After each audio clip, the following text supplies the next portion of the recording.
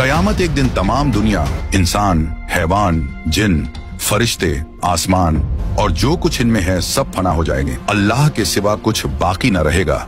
इसी को क्यामत आना कहते हैं। मेरे प्यारे दोस्तों, क्यामत आने से पहले कुछ क्यामत की निशानियां जाहिर होंगी और हम आपको इस वीडियो में कयामत आने से लेकर कयामत आने के बाद और दज्जाल से लेकर मेहदी अलैहिस्सलाम, ईसा अलैहिस्सलाम और याजूज और माजूज, जन्नत, दोज़ख, इन सब के बारे में बताने वाले हैं। तो आप लोगों से गुजारिश है कि आप लोग इस वीडियो को पूरा देखें और हो सके तो अपने दोस्तों और घर वालों को भी शेयर करके दिखाएं। कयामत आने की पहली निशानियों में खसफ यानी 3 जगह आदमी जमीन में धंस जाएंगे, पूरब में, पश्चिम में और अरब में। इल्म दीन उठ जाएगा, जे हालत की कसरत होगी, शराब और जीना की ज्यादती होगी और इस बेहयाई के साथ होगी कि जैसे गधे घोड़ा खाते हैं। मर्द कम होंगे, औरतें ज्यादा होंगी, यहाँ तक कि एक मर्द की सरपरस्ती में 50 औरतें होंगी।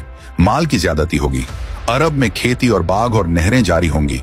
नहरें फारात अपने खजाने खोल देगी और वह खजाना सोने के पहाड़ होंगे। मर्द अपनी औरत के कहने में होगा, माँ बाप की न सुनेगा। दोस्तों से मेल झोल रखेगा और माँ बाप से जुदाई। गाने बजाने की कसरत होगी। बदकार और नाअहल सरदार बनाए जाएंगे। जलील जिनको तन का कपड़ा न मिलता था वह बड़े बड़े महलों पर इतराएंगे। मस्जिद में लोग चिल्लाएंगे।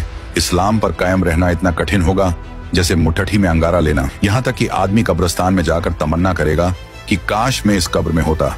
वक्त यानी टाइम में बरकत न होगी। यहाँ तक कि साल सिर्फ महीना के और महीना सिर्फ हफ्ता के और हफ्ता सिर्फ दिन के और दिन ऐसा हो जाएगा जैसे किसी चीज को आग लगी और जल्द भड़क कर खत्म हो गई।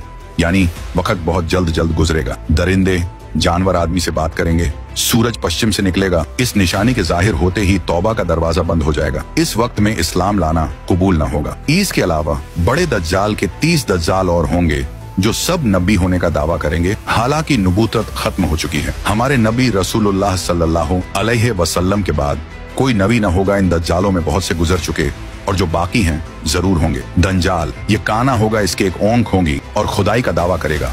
इसके माथे पर काफ फेरे लिखा होगा, यानी काफिर जिसको हर मुसलमान पढ़ेगा और काफिर को न दिखाई देगा। ये बहुत तेजी से पूरी दुनिया का सैर करेगा। 40 दिन में हरमैन शरीफैन के सिवा तमाम रूहे जमीन का गश्त करेगा। 40 दिन में पहला दिन साल भर के बराबर होगा और दूसरा दिन महीना भर के बराबर और तीसरा दिन हफ्ता के बराबर और बाकी दिन 24-24 घंटे के होंगे। इसका फितना बहुत सख्त होगा। एक बाग और एक आग इसके साथ होगी जिसका नाम जन्नत दोज़ख रखेगा। जहाँ जाएगा उनको साथ लिए होगा। उसकी जन्नत दरअसल आग होगी और उसका जहन्नम आराम की जगह होगी। लोगों से कहेगा कि हमको खुदा मानो। जो उसे खुदा कहेगा उसे अपनी जन्नत में डालेगा और जो इनकार करेगा उसे अपने जहन्नम में फेंक देगा। मुर्दे जलाएगा, पानी बरसाएगा, जमीन को हुक्म देगा, वह सब्जे उगाएगी। वीराने में जाएगा तो वहां के दफीने शहद की मक्खियों की तरह दल के दल उसके साथ हो जाएंगे। इस किस्म के बहुत से शोबदे दिखाएगा और हकीकत में यह सब जादू के करिश्मे होंगे। वाकई में कुछ न होगा। इसीलिए उसके वहां से जाते ही लोगों के पास कुछ न रहेगा। जब हरमैन शरीफैन में जाना चाहेगा तो फरिश्ते उसका मुंह फेर देंगे। दज्जाल के साथ यहूदी की फौज होगी और पूरी दुनिया में कुफ्र फैल जाएगा। फिर हजरत इमाम मेहदी अलैहिस्सलाम आएंगे और आप हुजूर अलैहिस्सलातो वस्सलाम की औलाद में हसनी सैयद होंगे। आप इमाम व मुज्तहिद होंगे।